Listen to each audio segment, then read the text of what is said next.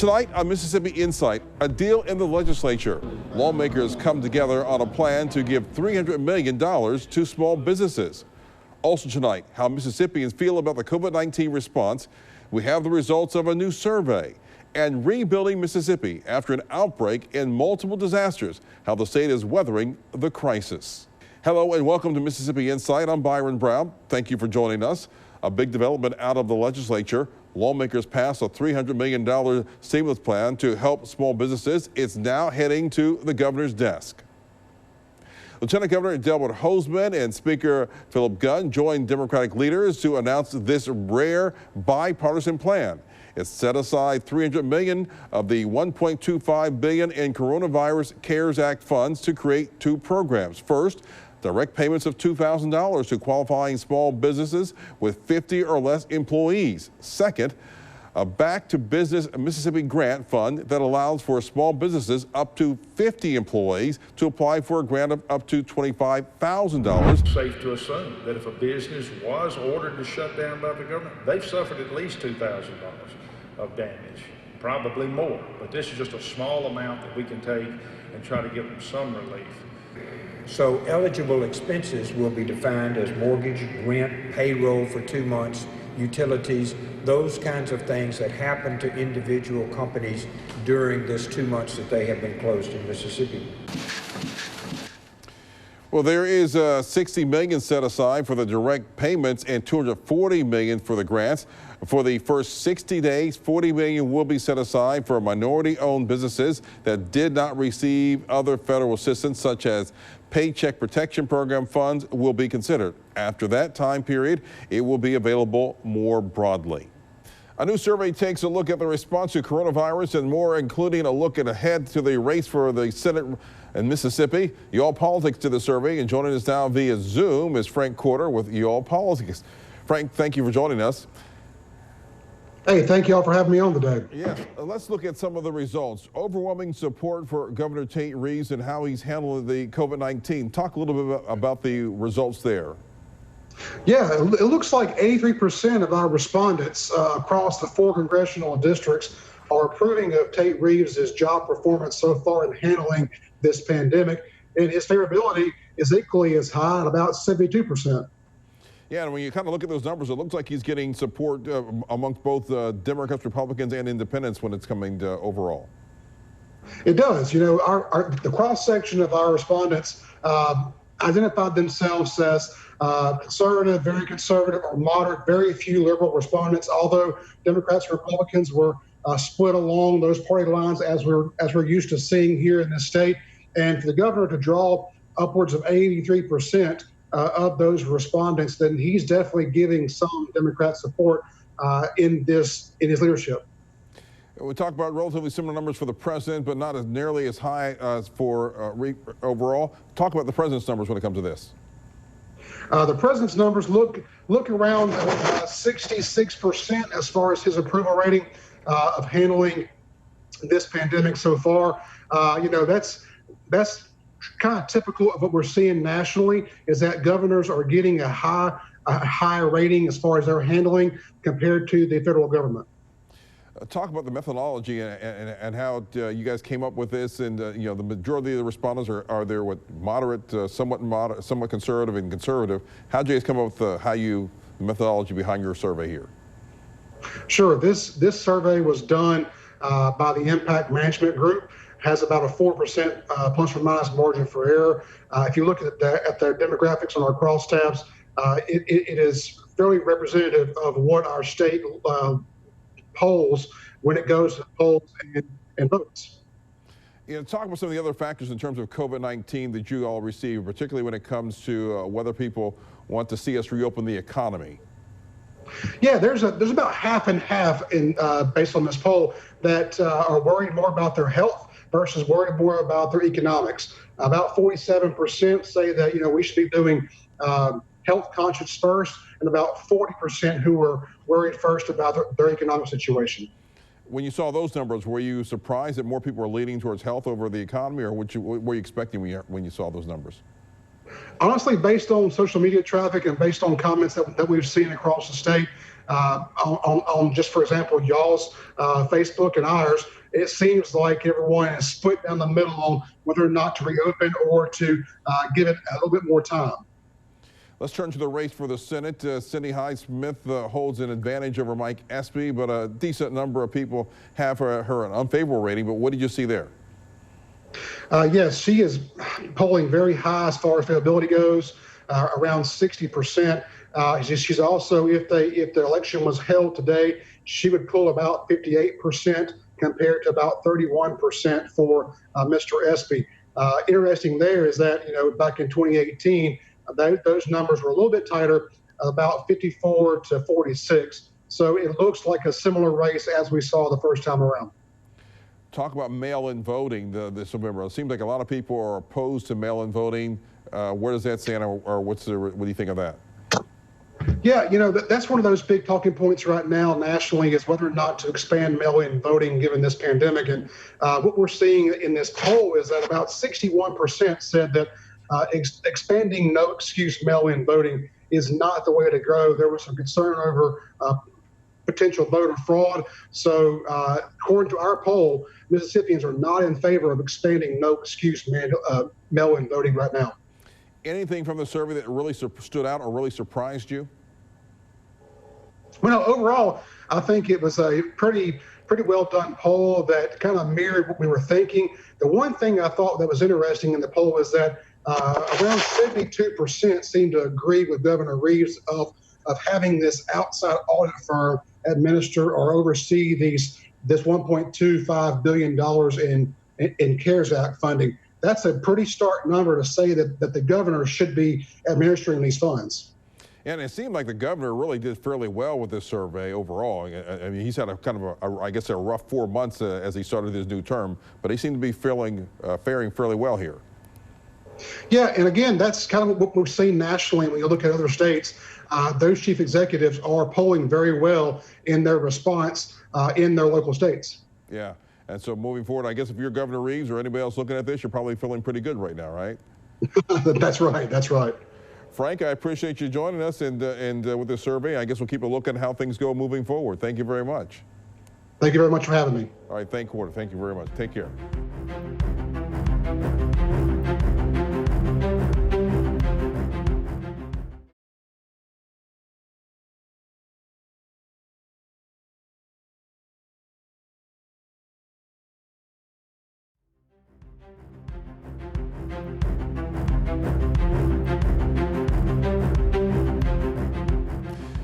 We have been talking with local mayors about the challenges they face amid the COVID crisis, including Jackson Mayor Chokwe Antar Lumumba, who's now reopening much of the city, saying his hand was basically forced by the statewide rollback on restrictions.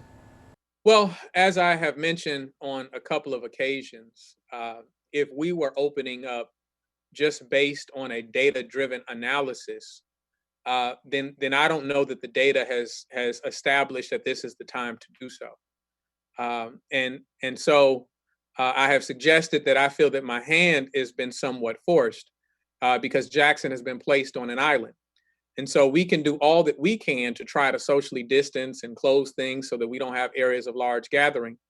But if people can go to the north, south, east, and west of them of our home in order to go to those public gatherings, then there's very little effort. It's more of a notion than it is a reality.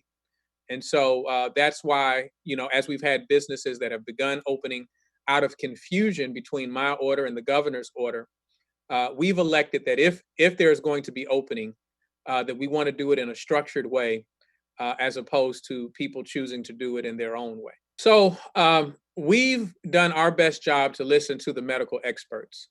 Not only do I have the benefit of those medical professionals on our task force, I'm a part of a national task force that is populated by some of the foremost researchers of Johns Hopkins University that have been advising us that as we look at opening up, that we need to be prepared in a moment in order to shut back down. They said that it takes about 2 weeks before you could start seeing rapid spread of the virus again. And so it happens very quickly. And so we won't hesitate to shut things down. If we see higher numbers in this wave or in future waves. We now know that we have to act quickly. We have to make certain that our hospitals are not overburdened. And I think that we know that we have to implement uniform practices. Our communities are far too interconnected for one city here or one city there to be implementing social distancing or other restrictions for public health. If we're not all willing to do it, if Jackson does not take its responsibility, and we threaten Ridgeland and Madison and Brandon and Clinton and vice versa. And that's why we need uniform practices. I continue to encourage Jacksonians to take this virus seriously. I want them to know that we need you to socially distance. We know that we're a loving people and we miss our friends, we miss our family members, and we want to embrace them. But the best way to show love of our friends and family members is to do all that we can to keep them safe and healthy. And so I ask that Jacksonians continue to be vigilant, and I want them to be encouraged that this city will do all that it can in a proactive stance to keep them safe at all times. When we come back, rebuilding Mississippi.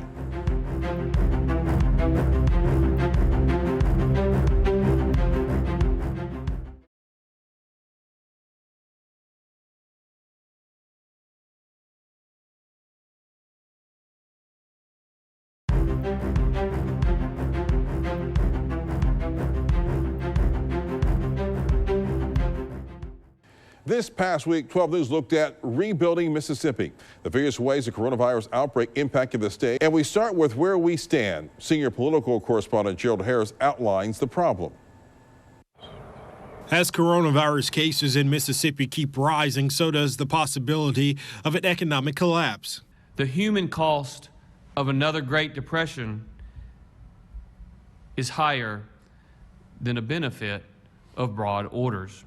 Since March, when Governor Tate Reeves signed a shelter-in-place order, on average, over 45,000 Mississippians filed for unemployment weekly. Before the pandemic, the Mississippi Department of Employment Security processed around 1,000 claims per week. 200,000 of our fellow Mississippians have filed for unemployment insurance in just the last 7 weeks. While Mississippi received $1.25 billion in federal coronavirus relief, the law explicitly says it cannot be used to fill budget shortfalls. Mississippi has about $500 million in its so-called rainy day fund, and that's enough to cover about a month's worth of lost tax collection. That's something. That's good, but it's not nearly enough to deal with the crisis the states are grappling with right now. According to the Nonpartisan Tax Foundation, states are looking to lose 15 to 20% of revenue, which could lead to workers being furloughed or let go. Other states can perhaps reprioritize some projects, decide to postpone things for now without creating a lot of immediate harm. Mississippi has always been a lower tax and ultimately a lower spending state. So when it comes to cuts, there's a lot of pain involved. That's why the state will probably be turning, certainly, to the federal government. Projections remain unclear as to what the deficit appropriations will be due to the suspension of the state legislature. Mississippi has yet to have a budget for the next fiscal year. As states like Mississippi depend on sales tax and income tax, which is faltering due to the number of those not working. The onset of coronavirus and the shelter-in-place order during our peak season pretty much was the nail in the coffin. Businesses have lost money, and some, like Chelsea, have had to close their doors. We did have to close our business during this time, and all of the income and the business stopped completely, but the bills and the overhead did not. Reporting in Jackson, Gerald Harris, 12 News. From the short-term impact to the long-term plan, business leaders are looking to the future and the skills needed in the job force of the future. Jay Balexa has the story. High-flying drones bringing much-needed internet to rural Mississippi. Where it could take 10 years to get fiber out there economically, we can get them high-speed internet now by just popping our drone up, finding where we need to put the antenna. Whisper Systems installs the antennas. With the coronavirus pandemic, the need for internet has grown. And Connor Ferguson, the founder of the company in Batesville, Mississippi, says they've streamlined the process with cutting-edge technology. We're getting people the last miles, what they call it, of internet, where people, 47% of the population of Mississippi doesn't have access to internet. So we're trying to take that number and erase it. Ferguson graduated from Mississippi State University. The university is leading the way in autonomous systems. Jeff Rent, interim president of the Greater Jackson Chamber Partnership, believes we'll be seeing more drone technology in the near future. And I think it's a very realistic possibility that within the next couple of years, we're going to start seeing growth in that. We were already moving that direction, but I think this has helped speed up the technology and for innovative, creative ways to employ that technology. Rent expects healthcare support opportunities to expand, like telemedicine. Mississippi is already known across the country, believe it or not, as being a leader and a pioneer in the delivery of telemedicine services. UMMC, C-Spire have partnered during the COVID-19 pandemic, and many people, before they even get a test to see if they are symptomatic or maybe they're asymptomatic, they have to be screened first. Joe Sanderson is the CEO of Sanderson Farms. He is also the chair of Restart Mississippi, the governor's commission for economic recovery. What would you say is the economic toll on our state? I have seen some projections, and it's very grim. It's just the same across the country.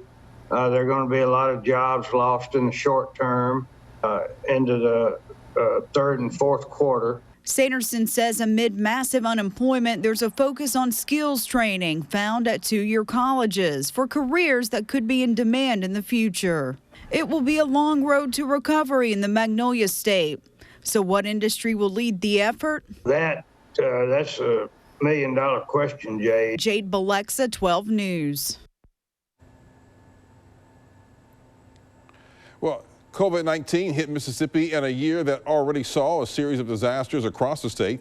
So this is Alex Love looked at how the relief effort was impacted and continues to be impacted by the pandemic.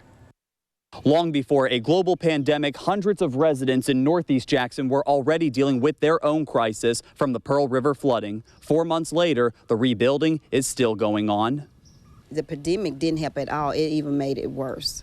In February, Janice Lewis and her family thought they'd seen it all. The rising Pearl River forced them out of their home for 6 weeks. Then the coronavirus outbreak left her unemployed.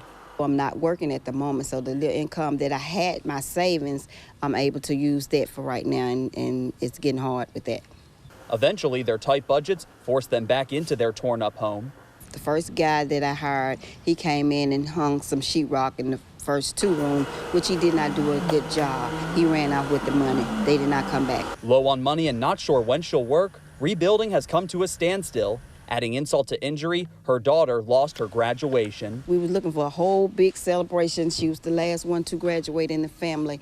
And now that there will not be a graduation, just only the kids can go in, receive their diploma. She's really sad about it. 80 miles south of the Capitol in Basefield, victims of the Easter Sunday tornado are doing their cleanup while trying to keep COVID-19 from spreading. It's a little difficult. Some of the mess you can't hardly breathe with when you're trying to work. You know, you can't keep it on long. A month later, a big stretch of Grays Keys Road still sits demolished. Sheila Bernardo is using her backyard shed for temporary shelter.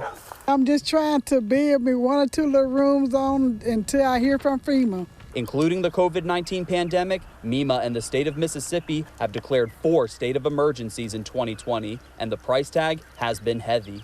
We're at about $22 million worth of damages thus far, and that will continue to grow. But that doesn't include the other storms we had on the 19th and the 22nd, 23rd as well. With PPE crucial to those on the front lines fighting COVID-19, MEMA also has to distribute extra resources, taking some focus away from natural disasters. Our inventory levels are close. In some cases, we're seeing long-term care facilities and hospitals being within 2 to 3 days of critical needs. So we track that very closely, and that's why we deliver every day.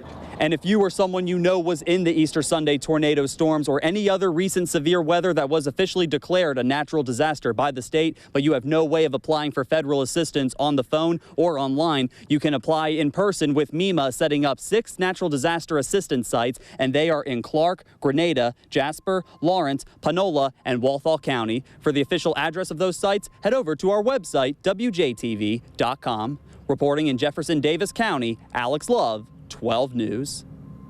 We'll be right back.